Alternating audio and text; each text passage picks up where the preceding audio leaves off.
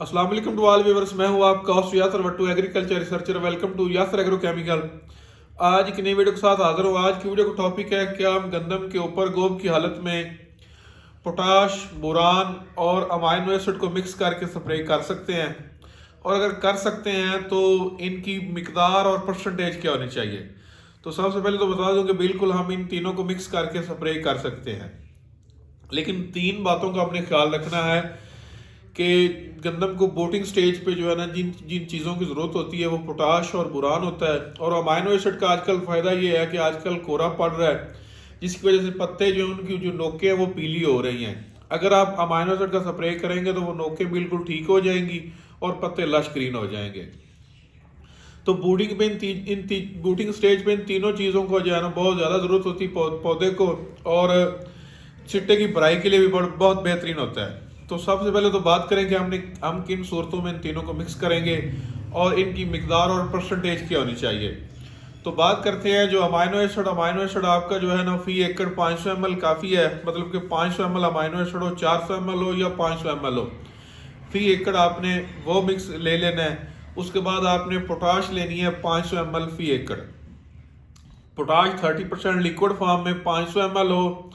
और एक बात का आपने खास ख्याल रखना है कि जो पोटाश आप ले रहे हैं वो फार फोलियर स्प्रे हो, फार फ्लड नहीं हो। मैंने पिछली वीडियो में भी आपको बताया था कि जो फार फोलियर स्प्रे होती है वो अलग रेसिपी से बनाई जाती है, और जो फार फ्लड होती है वो अलग रेसिपी से बनाई जाती है।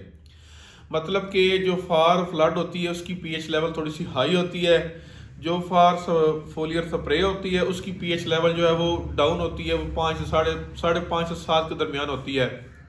अगर उसकी पीएच ज़्यादा हो तो पत्तों के ऊपर बर्निंग आ जाती है, पत्ते पीले हो जाते हैं, पत्ते जर्द हो जाते हैं। तो आपने जो पोटाश जिस कंपनी से, जिस डीलर से भी लेनी है, आपने ये तसल्ली कर लेनी है कि ये फार स्प्रे है। 500 ml आपने पोटाश ले लेनी है। अब बात करते हैं बुरान की। बुरान जो आपने इस्तेमाल करना है वो आपने 5% लिक्विड फॉर्म में बुरान इस्तेमाल करना है। मार्केट में 4 किस्म के बुरान आते हैं। 5% बुरान आता है लिक्विड फॉर्म में, 10% बुरान लिक्विड फॉर्म और पाउडर फॉर्म में आता है, 15% बुरान जो है वो लिक्विड फॉर्म में आता है, और 20% बुरान जो है वो पाउडर फॉर्म में आता है। 10, 15 और 20 ये तीनों बुरान जो हैं उन फसलों को दिए जाते हैं जिन जो बेल नुमा फसलें होती हैं, जैसे कि आलू, शकरकंदी वगैरह, जिनकी बेलें होती हैं उनके ऊपर स्प्रे किया जाता है ताकि जल्दी मिच्योर हो जाए। लेकिन आपने जो गंदम के ऊपर आपने बूटिंग स्टेज पे स्प्रे करना है वो आपने बुरान 5% का स्प्रे करना है, और पहला स्प्रे आपने 250 ml फी एकड़ करना है। अगर तो आप उस वक्त बुरान का स्प्रे कर रहे हैं कि गंदम बिल्कुल मेच्योरिटी के करीब है, मतलब कि 1 महीने बाद जो है, बल्कि 28 दिन बाद, महीने बाद आपकी गंदम हार्वेस्टिंग हो जानी है, तो फिर आप 500 ml फी एकड़ बुरान भी 5% कर सकते हैं। अगर आपकी गंदम 90 से 120 दिन की है, मतलब कि 90 से 100 120 दिन की है, तो फिर आप 250 ml बुरान करेंगे, 500 ml पोटाश करेंगे, और 500 या 400 ml आप अमाइनो एसिड करेंगे। इन तीनों को आपने मिक्स करना है। मिक्स आपने तीनों को अलग अलग बर्तन में करना है। मतलब कि आप अलग बर्तन में बुरान 250 ml मिक्स करेंगे, उसमें जो है वो पानी डाल के, मतलब कि जितनी टैंकी आपने लगानी है फी एकड़, अगर आपने फॉर एग्जांपल 5 टैंकियां लगानी है फी एकड़, तो आप 5 डब्बे पानी के लेंगे, उसमें जो आप 250 ml बुरान डाल लेंगे। दूसरी बाल्टी में आप 5 डब्बे पानी के लेंगे, उसमें आप 500 ml जो है वो पोटाश डाल लेंगे।